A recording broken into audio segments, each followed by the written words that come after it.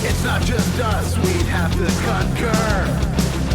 We've got folk singers, rappers and punkers.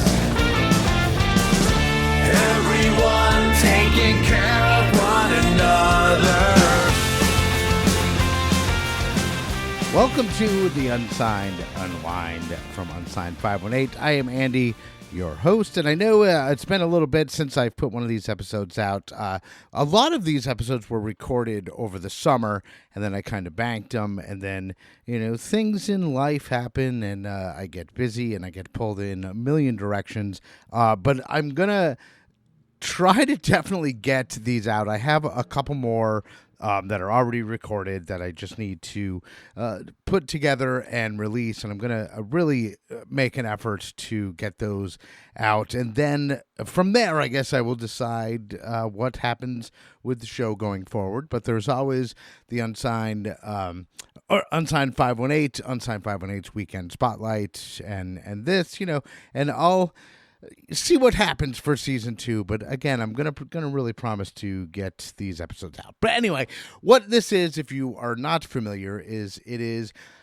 I am not familiar with who I am speaking with. My showrunner, Angela Tourangeau, reaches out to the musicians or takes incoming requests from the musicians, and she sets the whole show up. And all I know when on the day that I recorded these is I had a list of musicians and phone numbers and times that I was supposed to call, and I basically called, and it was almost like a cold call. I mean, they knew that it was coming, but it's a no research type of thing, very organic, finding out about artists, musicians, bands across the U.S. and Canada. So on this episode, I am going to be speaking with Jeff Howard, and I guess we'll just let the episode speak for itself, and we'll go to the phone and talk to Jeff. What's up, Jeff? Hey, Andy, how are you? I'm fantastic. And, we talked just a couple minutes before we got rolling, and basically I know nothing about who I'm speaking with or what type of music you make, or it's all discovery for me. So basically, Okay. I guess just tell the story of Jeff Howard and music. Sure. My name's Jeff Howard. I'm a ukulelist down in Warwick, New York, which is just a little bit above the border of northern New Jersey. And it's kind of known as apple picking country, I guess, if you want to say that. Same up here, yeah. Yep. So I have been playing the ukulele for a little over 4 years now. I picked it up as kind of a little bit of a hobby, but music has always been a passion of mine. So I started to kind of self-taught myself with the ukulele, started learning some covers just to kind of get the feel for the uke, and then I started to write some of my own music, which has been fun as well. And how long, like you said, you started playing the ukulele 4 years ago, like Yep. how long of playing like covers and kind of getting the feel of the structure before you felt like you were like, hey, I can start writing my own shit? Not too long. I mean, I started to feel the chords, the chord progressions and things like that, which was, once I got that down, I just decided to kind of mess around and see what I can come up with myself. And at this point now, I've written probably about 5 or 6 original songs, which are pretty cool. And I don't sing. I wouldn't do that to people. So I just play and write the music. And then I tend to collaborate with other artists to put out music and work on it from that end. And do you do like instrumental stuff, or are like most of the songs that you write kind of intended? Oh no, go ahead. Yeah, typically I start with the instrumental, and then I work with people to kind of come up with lyrics, and I kind of give them an idea of what I'm looking for with that song, and then I collaborate with other artists and producers to come up with kind of the lyrics, the vocals, and the production end of it, because I'm not too tech savvy to work on that end as well. Cool. So like when you're bringing someone something, it's a finished composition rather than, having them there during the whole process. You're like, correct. So I would come to them with the uke is really the base of it, the rhythm of it. I'd come with that, and then I would give them the liberty of really coming up with other instruments they feel would really kind of follow that lead, right? So one of my buddies is pretty good with the drums. I have another friend who's good with the rhythm guitar. So they would kind of look at it and say, all right, we can work with this, and kind of fill it in as we see fit. And my debut single, which came out earlier this month, I did work with an artist actually over in England, which is kind of cool. And we hooked up, and he was the one that actually came up with the lyrics and did the production itself. Nice. And I don't know if you're familiar with the band Tool. Yep. But that's exactly how they do theirs too. By the time it gets to the lyricist, everything is like a lock. So like, Gotcha. that's an interesting way. Like, and I think, and I'm not much of a lyricist, I guess, but I think that would be a really cool way to have the framework already there and have to weave within rather than, that's a really exactly cool way. Yeah, it's fun, and it's just something that hits me. So again, with the ukulele, I would just come up with some chord progressions and pretty basic, simple verse, chorus, bridge, and then kind of put it together and get an idea in my head as to what this song should be about. And and that's kind of where it starts. And then, like I said, I reach out to individuals that I might know through Instagram and social media, or even there's a website called Fiverr.com where there's the freelance type musicians, which is pretty cool. And that's how I met the artist that I worked with on the first song that actually went out. And now when you do like ukulele stuff, do you use like effects? Do you mostly keep it like pretty dry? Pretty dry. Stripped down as can be. Cool. And then I just let the person or people I'm working with kind of blow it up, I guess, so to speak, into something that's, production level ready.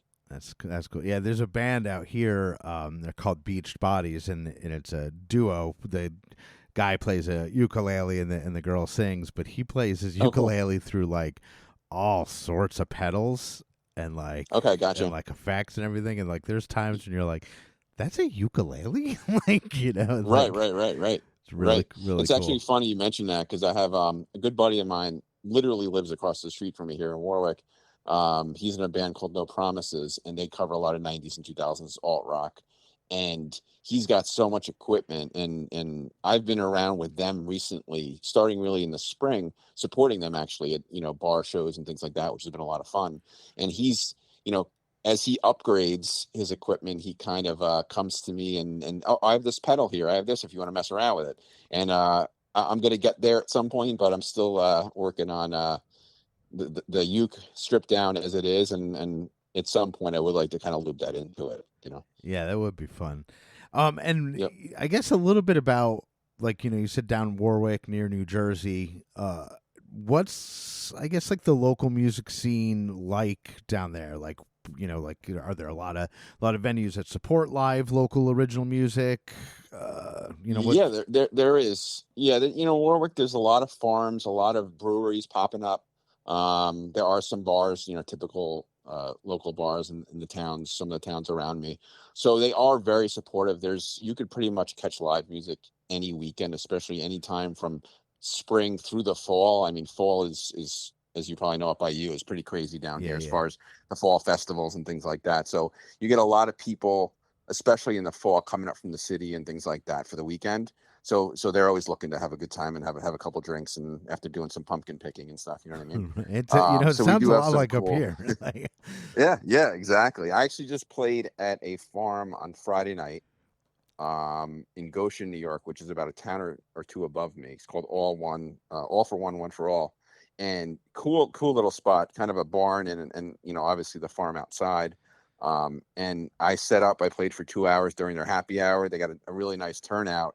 And there's literally, geese walking through right in front of me and other animals kind of coming through. So it was a cool vibe. And I don't sing, like I said earlier. So I just kind of provide a cool background instrumental type vibe to the evening. And I think people appreciate that, because those people are not sitting in the chairs, just sitting there watching me. It's just they're going about their business, having a couple of drinks, having a good time, having some dinner. So I think that what I could really bring to the table is really good in that kind of setting, Yeah. And I mean, if they were just sitting there in silence, it would be zero atmosphere. Whereas, exactly, if they have the music, it does, even if you're not consciously paying attention to the music, it's doing something to your brain. Exactly. It's releasing something. I think I caught someone, talking at a table, they're tapping their foot. I'm like, I guess I'm getting to that person.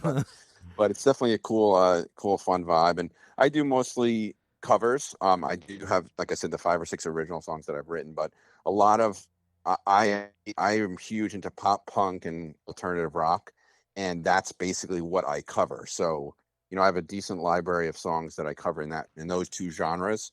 Kind of grew up on the K rock, being down in Nice. Jersey when I was in probably middle school, high school, and then one of my who was now my best friend, who was my roommate in college, really got me into the whole pop punk scene. So that's really what I've been listening to, since then. Nice. So before we go, Jeff, I just want to ask, say you have a little bit of time. I know, like, obviously being in the DIY scene, it's a lot to handle on your own. So, like, say you have just a little bit of time and you can do something just non-music related. Like, how would you unwind? I have been, I really do like sports. I like watching sports. So I have no problem sitting on a couch watching a baseball game to kind of relax too, or doing something like that. But recently, my family and we were on a trip up to New Hampshire, and we did a couple small hikes, a little bit of tubing in the river, things like that. And I think that, we had a really good time with that. And I really enjoyed it. It was good to be in the outdoors and doing those kind of things. So that might have been a springboard for something I do look forward to doing more of. So I would say, whether it's just kind of chilling on the couch, watching some games, and obviously the Olympics are on now, so we like to watch that, but also getting more outdoors, I think, is on the agenda in the near future. Awesome. And so you have a one of the original songs that you were talking about. We're going to play one of those right now, correct? Sure, correct. Yep, the song is called "No Brake Lights," and this is a song that I wrote probably a couple years ago now. And if I could just tell you real quick, my story, as to why I'm pursuing this right now is, back Christmas Eve, December of 22, I went into the hospital with food poisoning, and then I found out that I had kidney cancer just from freak incidental finding that they did a CAT scan and they saw a tumor on my kidney. So I was always into music. I was dabbling with the ukulele a little bit, but I kind of would shy away a little bit from it. But that was really my wake up call.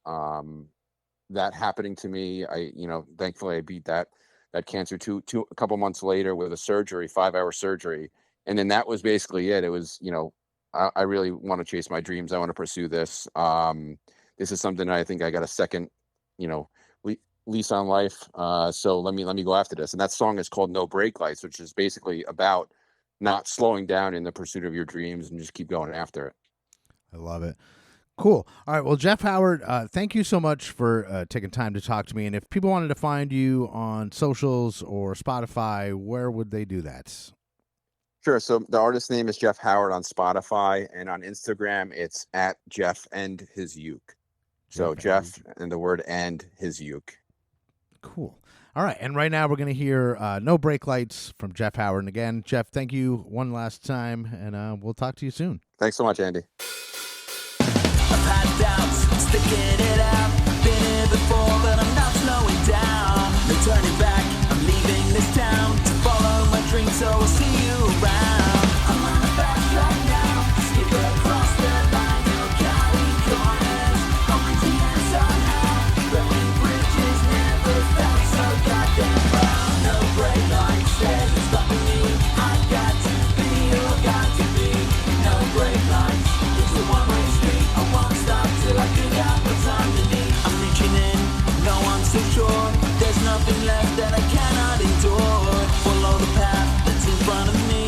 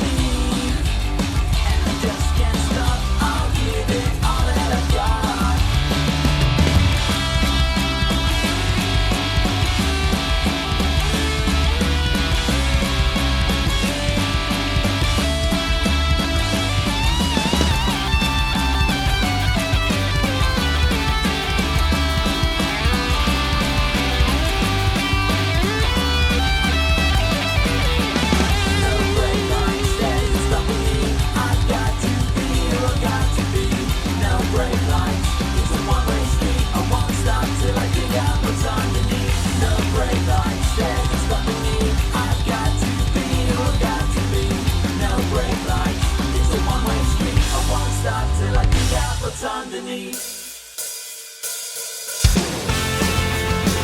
If you would like to be a guest on the Unsigned Unwind, send an email to Angela at unsignedproductions.com. Take care of one another, and I'll see you soon.